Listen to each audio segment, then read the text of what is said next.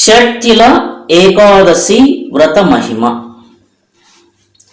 షట్తిల అనగా షట్ అనగా 6, తిలలు అనగా నువ్వులు. ఈ ఏకాదశి రోజున నువ్వులను 6 విధాలుగా ఉపయోగించి ఏకాదశి వ్రతాన్ని పాటించడం ద్వారా ఈ ఏకాదశికి షట్తిల ఏకాదశి అనే పేరు సార్థకమైనది. నువ్వులను ఏ విధంగా 6 విధాలుగా ఉపయోగించాలి అంటే, ఈ ఏకాదశి రోజున స్నానం చేసే నీటిలో నువ్వులు వేసి స్నానం చేయడం, శరీరానికి నువ్వుల పిండితో మర్దన చేసుకోవడం, ఈ ఏకాదశి రోజున 6 నువ్వుల గింజలను స్వీకరించి ఏకాదశి వ్రతాన్ని పాటించడం, ఈరోజు త్రాగేటువంటి నీటిలో నువ్వులను వేసి నీటిని స్వీకరించడం, ఈరోజు నువ్వులను పెద్దలకి, గురువులకి, అతిథులకి దానంగా ఇవ్వడం,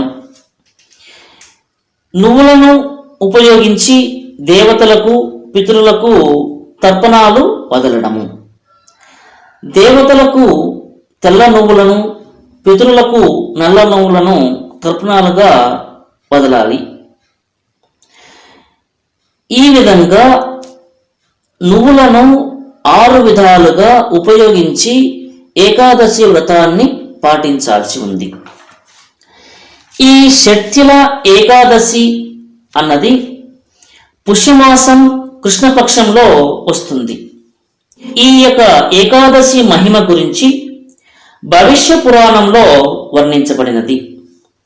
ఒకసారి దాల్బె ఋషి పులస్తునితో, ఓ బ్రాహ్మణోత్తమ, ఈ మధ్యలోకంలోని జనులు బ్రాహ్మణ హత్య, ఇంద్రియ భోగం వంటి అనేక రకాల పాపాలతో నెలకొని ఉన్నారు. పాప ఫలంగా వారికి కలిగే నరకాది బాధల గురించి, వారికి కలిగే నరక బాధల నుండి విముక్తి పొందడానికి తగిన మార్గాన్ని ఉపదేశించవలసినది అని అడిగాడు. దానికి సమాధానంగా, ఓ మహాభాగా, పుష్యమాసంలో వచ్చే ఏకాదశి రోజు మనిషి నిర్మల చిత్తంతో భగవంతుని అర్చించాలి. ఈ విధంగా అర్చించే సమయంలో ఆ భగవానుని, ఆ దేవదేవుని ఈ విధంగా ప్రార్థించాలి. ఓ జనార్దన, పరమ కరుణామయుడవైన ఓ శ్రీకృష్ణ, నీవు పాపులను ఉద్ధరించేవాడివి. అవిద్యాసాగరంలో మునిగిపోయే వారి పట్ల కరుణను చూపించు. ఓ పరబ్రహ్మమా, ఓ దేవదేవ, జగదీశ్వర, లక్ష్మీ సహితునిగా నీవు నా అర్చనను స్వీకరించి నన్ను ఆశీర్వదించండి అని ప్రార్థించి ఈ ఏకాదశి వ్రతాన్ని ప్రారంభించాలి.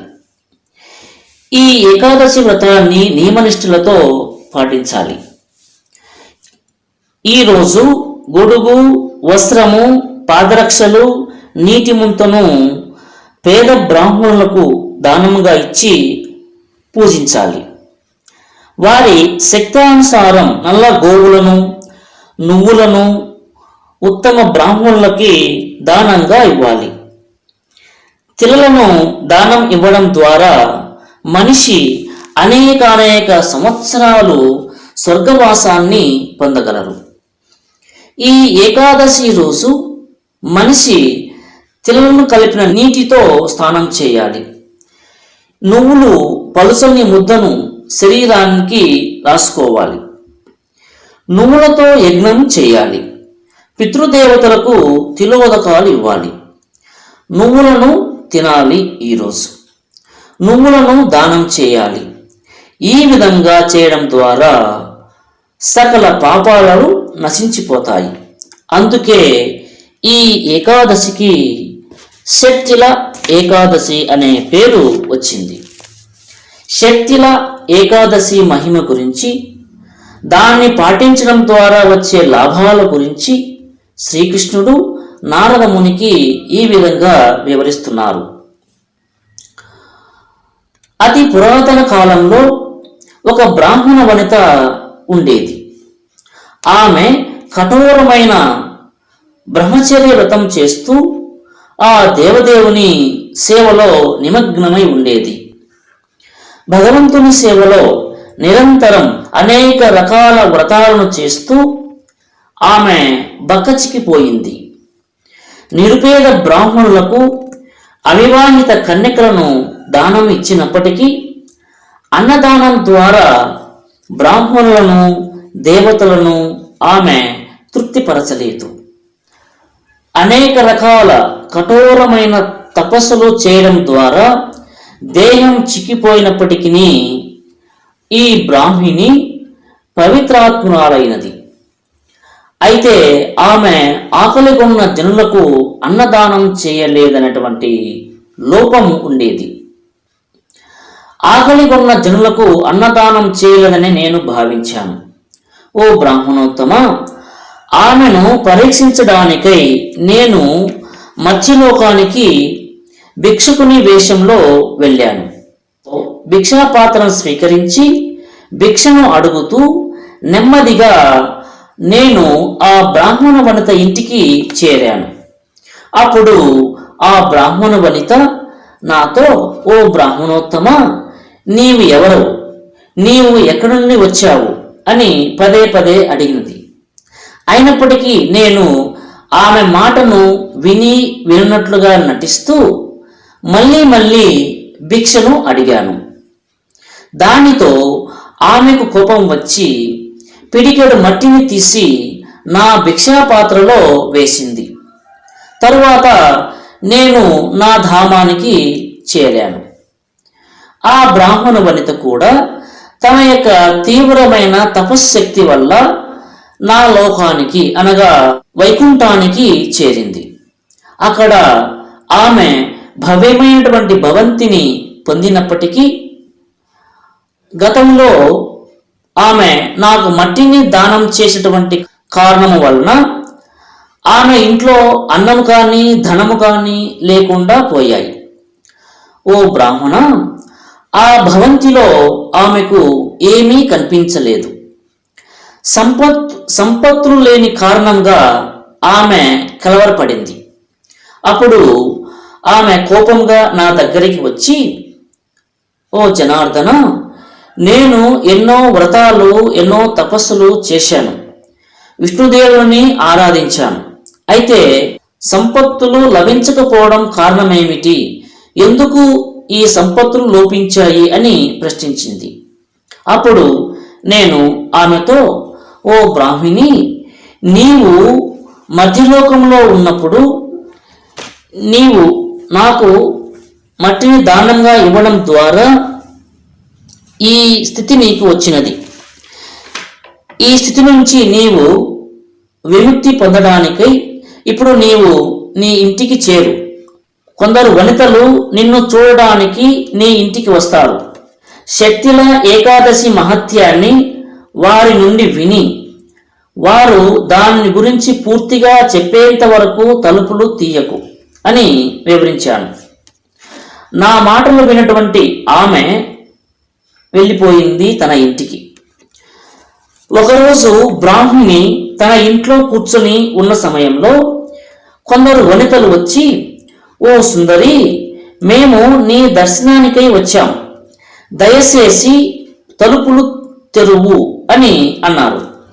అప్పుడు ఆ బ్రాహ్మణ వనిత వారితో, మీరు నన్ను చూడాలనుకుంటే శక్తిల ఏకాదశి వ్రత మహిమ గురించి నాకు చెప్పండి, అప్పటిదాకా నేను తలుపులు తీయను అని అన్నది.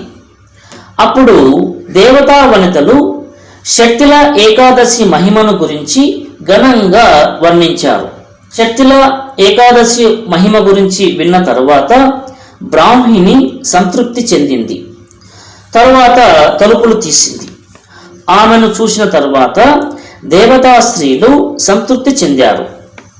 ఆ దేవతా వనితల ఆదేశం మేరకు బ్రాహ్మిణి శక్తిల ఏకాదశి వ్రతపాలన చేసింది. దానితో ఆమె అతి సౌందర్యవతిగా తేజస్సుతో ప్రకాశిస్తుంది. ధనధాన్య కనక సంపత్తులు పొందినది. ఈ విధంగా శక్తిల ఏకాదశి మహిమ వలన ఏ సంపత్తులు లేనటువంటి ఆ బ్రాహ్మిణి సకల ఐశ్వర్యములను, తేజస్సును, సౌందర్యాన్ని పొందినది. కాబట్టి ఓ బ్రాహ్మణోత్తమ, ఐశ్వర్యములను, తేజస్సును, సౌందర్యాన్ని మరియు మోక్ష పదవిని పొందకోరేటువంటి వారు ఈ శక్తిల ఏకాదశి వ్రతాన్ని నియమానుసారం పాటించవలసినది అని సలహా ఇచ్చాడు. అయితే ఈ ఏకాదశి వ్రతాన్ని లోభంతో ఎవ్వరూ పాటించకూడదు. ఈ ఏకాదశి వ్రత పాలన చేయడం ద్వారా మనిషి యొక్క దౌర్బల్యము, పేదరికాలు నశిస్తాయి. ఈ ఏకాదశి రోజు నువ్వులను దానం చేసేటువంటి వారు సమస్త పాప విముక్తుడై మోక్ష పదవిని పొందగలరు. జై సద్గురు.